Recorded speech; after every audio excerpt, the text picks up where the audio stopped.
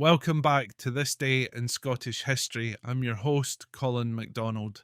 Today, we delve into one of the most intriguing mysteries in Scottish aviation history.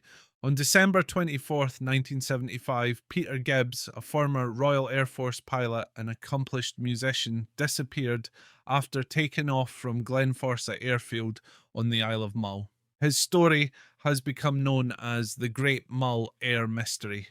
Peter Gibbs was a man of many talents. A skilled pianist and orchestra conductor, he had also flown Spitfires during World War II. In December 1975, he was on Mull with his partner, Felicity Granger, for a Christmas holiday.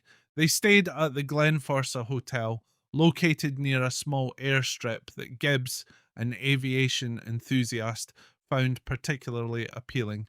On the night of Christmas Eve, after a festive dinner at the hotel, Gibbs decided to take his Cessna F-150H light aircraft on a short solo flight. This was a curious decision for several reasons. It was pitch dark with no moonlight, and Glenforsa Airfield lacked runway lights. Gibbs insisted he didn't need them, confident in his flying abilities.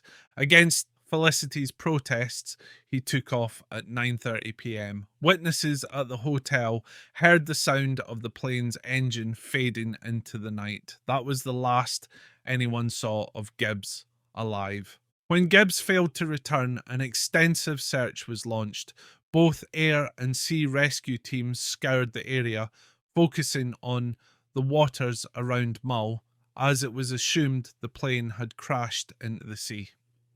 Despite the effort, neither Gibbs nor his aircraft were found. For months, the disappearance remained a baffling enigma. Then, in April 1976, a local shepherd discovered Gibbs's body on a hillside about 400 feet above sea level and a mile inland from the airfield. Remarkably, there was no sign of the aircraft. The discovery of Gibbs's body deepened the mystery.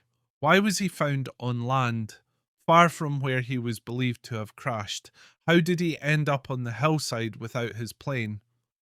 His body showed no signs of a high-impact crash or fatal injuries typically associated with an aviation accident. The official inquiry offered little in the way of answers. Some speculated that Gibbs had landed the plane safely but in a hidden or remote location. Others suggested he may have been injured during an emergency landing and wandered off before succumbing to exposure.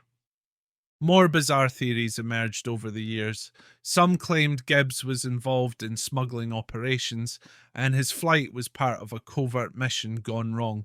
Others believed his disappearance and death were the result of foul play, although no evidence supported this. To this day, the Cessna aircraft has never been found, adding to the enduring mystery of Gibbs's fate. The Isle of Mull is steeped in folklore and tales of the unexplained, and this case has become part of that tapestry.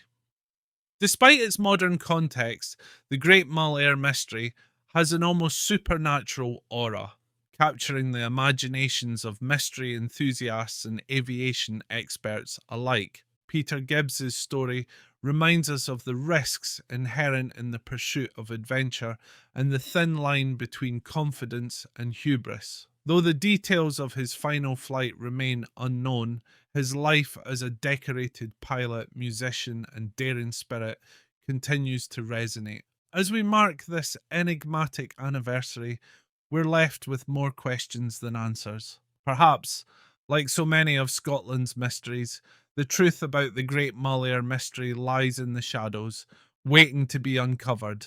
Thank you for joining us on this journey through history. Tune in tomorrow for another fascinating story on This Day in Scottish History.